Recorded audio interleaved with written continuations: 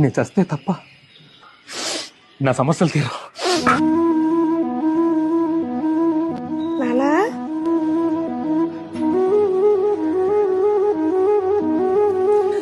ఏనా పానీపూరి తింటావా? డబ్బులు ఏమైనా కావాలా? కాదు,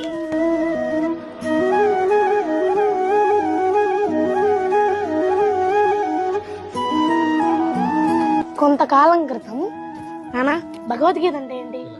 ఇదా అన్ని రోగాలకి మందు, అన్ని సమస్యలకి పరిష్కారం నాన్న.